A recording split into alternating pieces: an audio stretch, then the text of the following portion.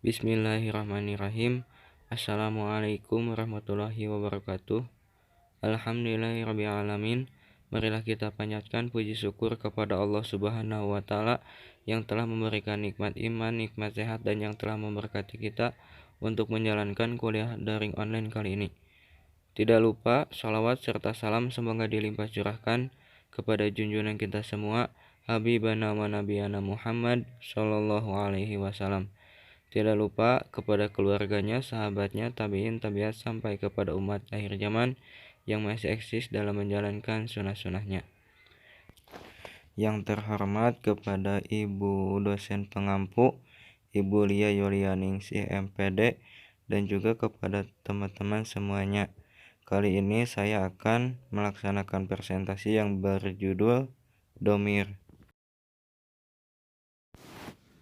Domir atau kata ganti.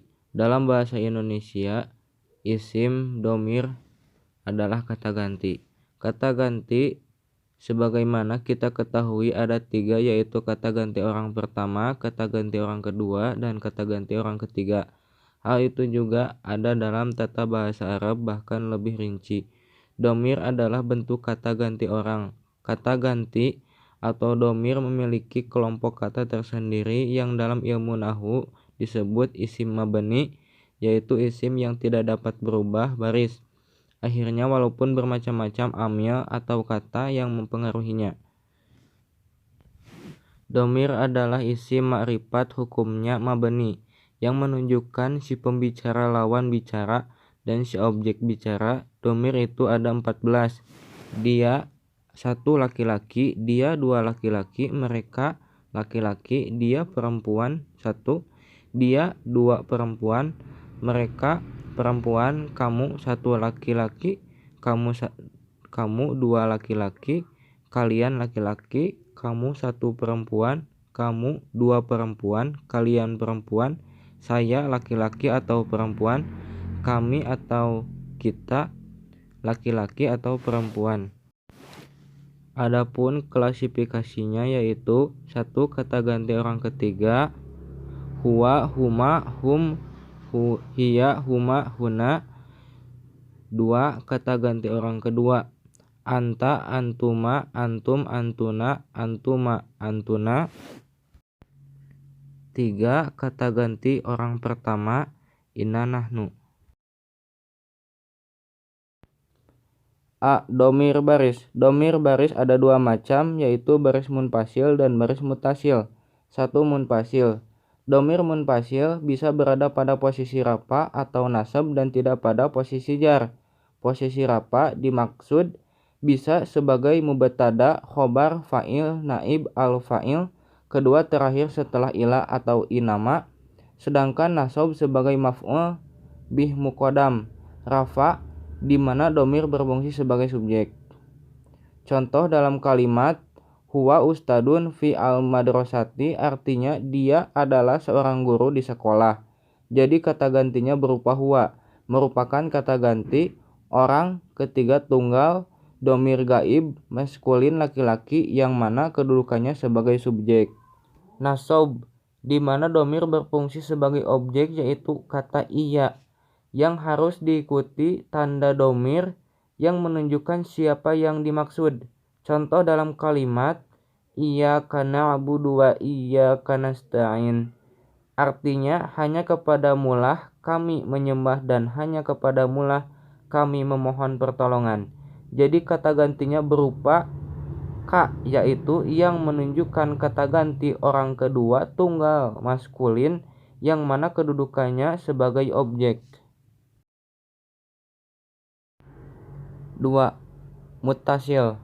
Domir mutasil adalah domir yang bersambung dengan akhir kata baik itu isim, fi'il, atau huruf dan bisa berada pada posisi rafa, nasab, atau jar.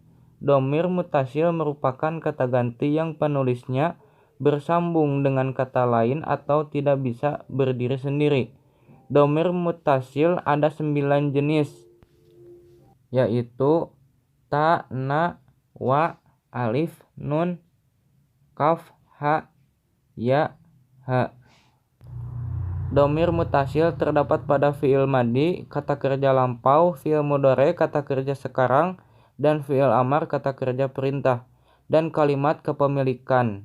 Dilihat dari segi fungsinya, domir mutasil dibagi menjadi 3, yaitu rafa, di mana kata ganti orang berfungsi sebagai subjek in, terjadi pada kata kerja yang sedang dikerjakan fiil mudhari, dan kata perintah fiil amar. Contohnya, yaktubani at-thalibani bi al-qalami.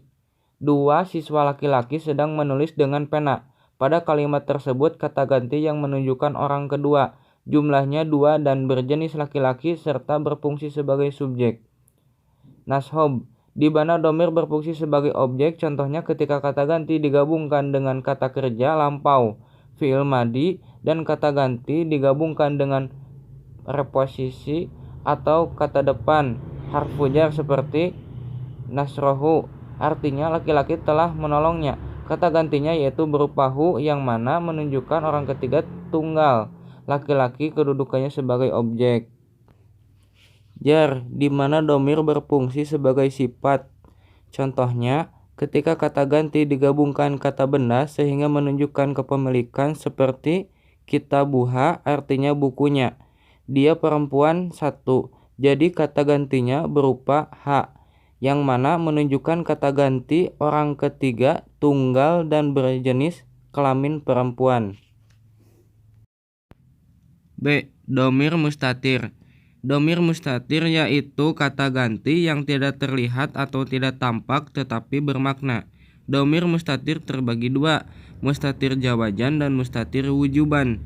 Apabila menunjukkan domir gaib maka dinamakan mustatir jawajan, dan apabila menunjukkan domir hadir atau mutakalimin atau muhatab dinamakan mustatir wujuban. 1. Wujuban, nampak, yaitu kata ganti yang ada pada beberapa keadaan.